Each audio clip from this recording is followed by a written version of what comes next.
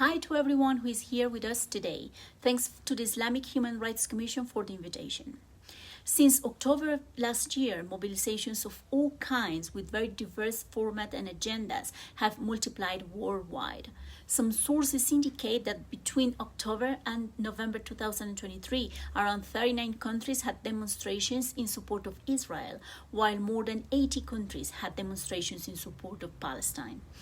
Other sources indicate that more than 170 camps in over 35 countries were established, especially in universities.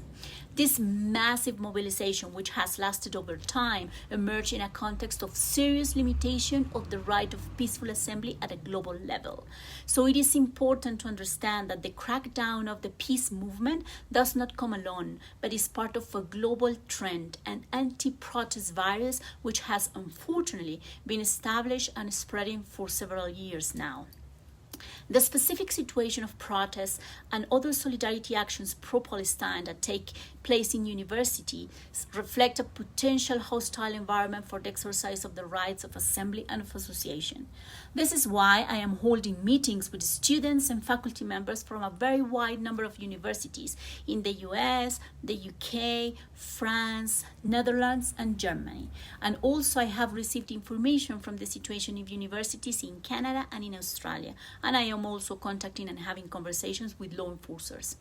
I have not finished the interviews and meetings, but based in the allegations received, I can mention some common trends that I have found and I can share with you all today. First, in some countries, as Ms. Katarina's report indicates, demonstrations considered pro-Palestine have been banned, while in others they have faced serious stigmatization and criminalization.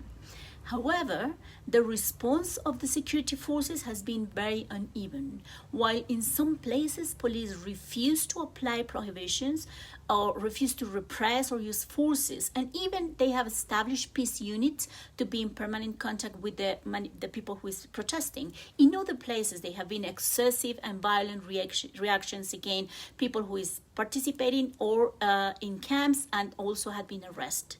The responses from university have also been uneven. Some of them have decided to create dialogue and negotiation actions that in some cases had led to accept some of the students' requests or to end camps. Other universities have been relying in the internal security forces, while others have fully relied on called city police for managing the assemblies. In most cases, severe disciplinary actions have been applied to students and faculty members, and also some of them have presented legal charges to students with accusations such as trespassing. There has also been an unequal treatment of protesters depending on the political position, but there has been similar responses to different types of pro-Palestine protests. For example, in many cases, riot police, and even bomb squads were sent to attend silent vigils, while pro-Israel protests don't receive any action.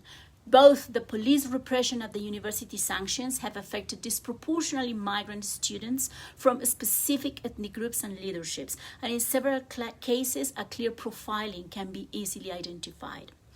Also, the universities have changed the rules on the go in an arbitrary way. Several students mentioned how in a single day, the rules changed 3 or 4 times.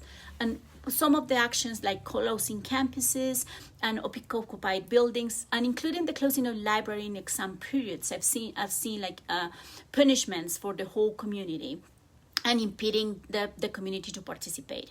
In some cases, violence and harassment does not come from the police or from counter-protesters, but from external actors not affiliated with university. To end, I want to remind you of some basic international standards associated with freedom of assembly, many of which do not seem to be fully respected.